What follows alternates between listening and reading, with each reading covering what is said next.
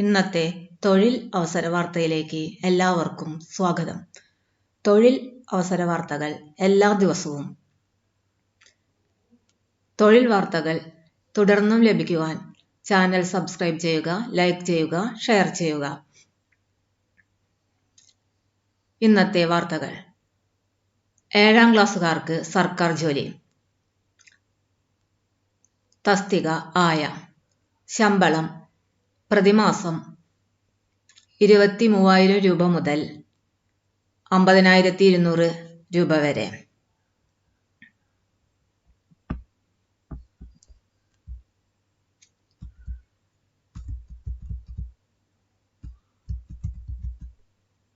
Category number 479/2024.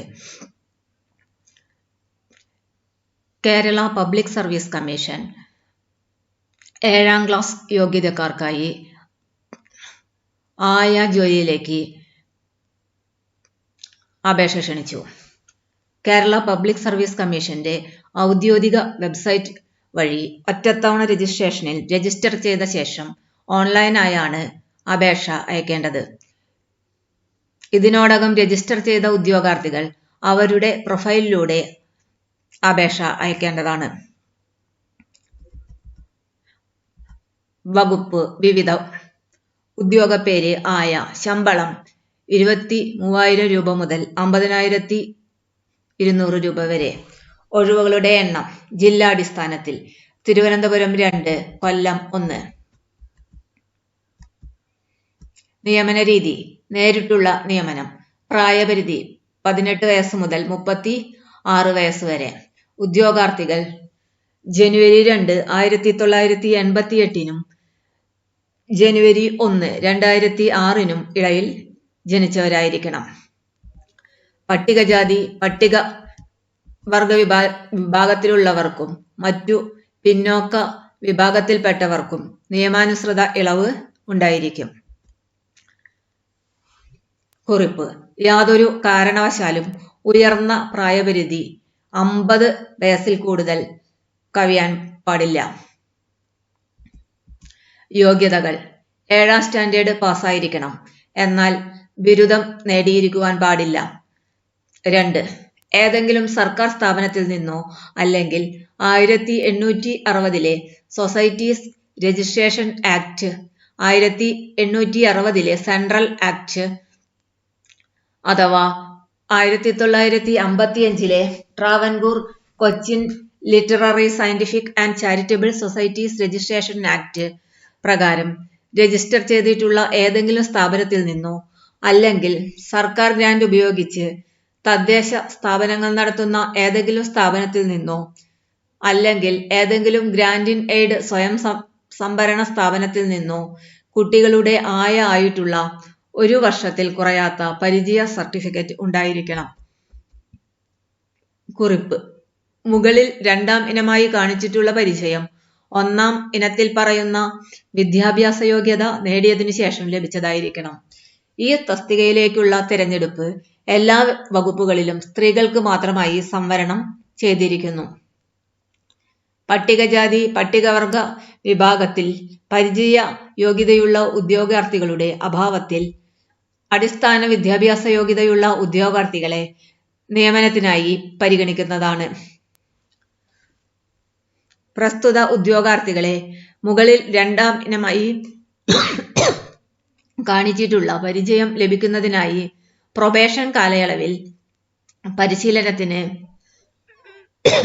നിയോഗിക്കുന്നതാണ്.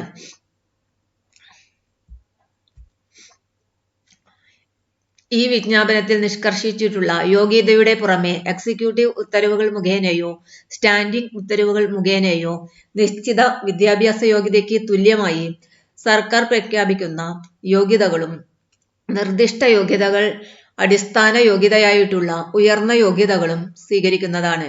തത്തുല്യ ഉയർന്ന യോഗ്യത സംബന്ധിച്ച സർക്കാർ ഉത്തരവുകൾ കമ്മീഷൻ ആവശ്യപ്പെടുന്ന സമയത്ത് ഹാജരാക്കേണ്ടതാണ്.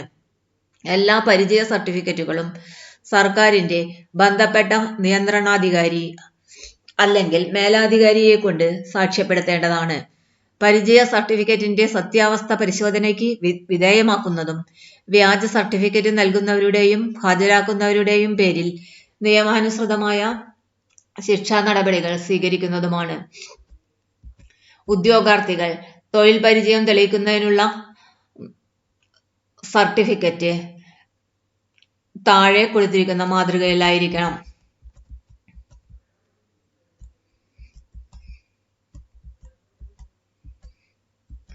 പരിചയ യോഗ്യത അവകാശപ്പെടുന്ന ഉദ്യോഗാർത്ഥികൾ മുകളിൽ പറയുന്ന മാതൃകയിൽ പരിചയ സർട്ടിഫിക്കറ്റ് വാങ്ങി പരിചയം സംബന്ധിച്ച വിശദാംശങ്ങൾ, സർട്ടിഫിക്കറ്റ് നമ്പർ, തീയതി, തസ്തികയുടെ പേര്, കാലയളവ്, നൽകിയ അധികാരിയുടെ പേര്, സ്ഥാപനത്തിന്റെ പേര് മുതലായവ രേഖപ്പെടുത്തി പരിചയ സർട്ടിഫിക്കറ്റിന്റെ സ്കാൻ ചെയ്ത ഇമേജ് അപ്ലോഡ് ചെയ്താൽ മാത്രമേ അപേക്ഷ സമർപ്പിക്കുവാൻ സാധ്യമാകുകയുള്ളൂ.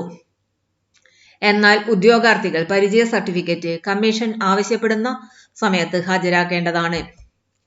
അപേക്ഷ സമർപ്പിക്കേണ്ട രീതി: ഉദ്യോഗാർത്ഥികൾ കേരള പബ്ലിക് സർവീസ് കമ്മീഷന്റെ ഔദ്യോഗിക വെബ്സൈറ്റായ www.keralapsc.gov.in വഴി ഒറ്റത്തവണ രജിസ്ട്രേഷൻ പ്രകാരം രജിസ്റ്റർ ചെയ്ത ശേഷം അപേക്ഷിക്കണം.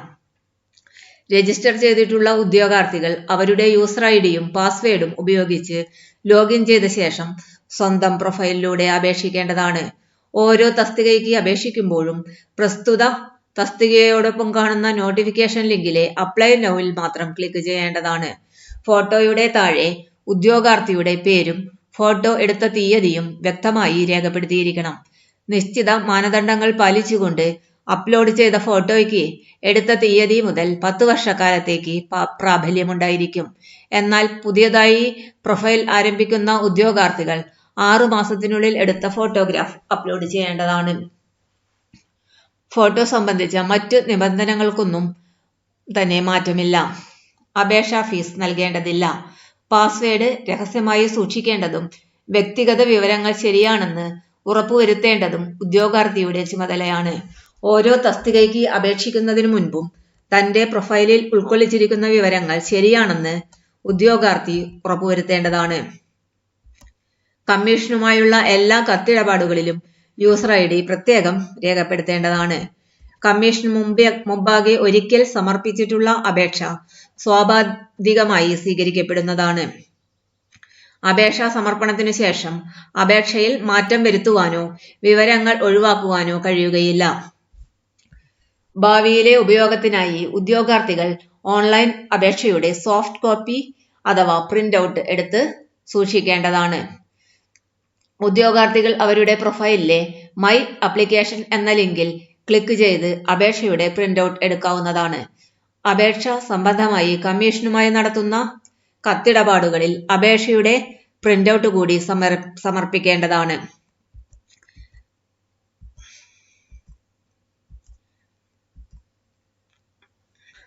വിദ്യാഭ്യാസ യോഗ്യത, പരിചയം, ജാതി, വയസ്സ് മുതലായവ തെളിയിക്കുന്നതിനുള്ള പ്രമാണങ്ങളുടെ പകർപ്പുകൾ കമ്മീഷൻ ആവശ്യപ്പെടുമ്പോൾ ഹാജരാക്കിയാൽ മതിയാകും. ആധാർ കാർഡുള്ള ഉദ്യോഗാർത്ഥികൾ തങ്ങളുടെ പ്രൊഫൈലിൽ ആധാർ കാർഡ് തിരിച്ചറിയൽ രേഖയായി നൽകേണ്ടതാണ്. അപേക്ഷ സ്വീകരിക്കുന്ന അവസാന തീയതി ജനുവരി 15, 2025 ബുധനാഴ്ച രാത്രി 12 മണി വരെ. അപേക്ഷ സമർപ്പിക്കേണ്ട വെബ്സൈറ്റ് വിലാസം www.keralapsc.gov.in.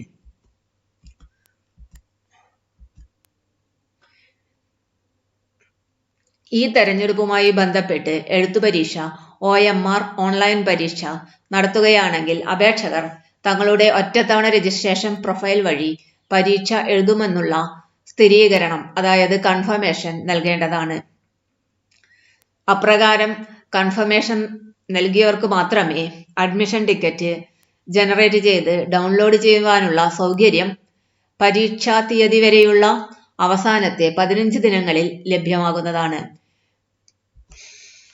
നിശ്ചിത സമയത്തിനുള്ളിൽ കൺഫർമേഷൻ കൊടുക്കാത്തവരുടെ അപേക്ഷകൾ നിരുപാധികം നിരസിക്കപ്പെടുന്നതാണ്.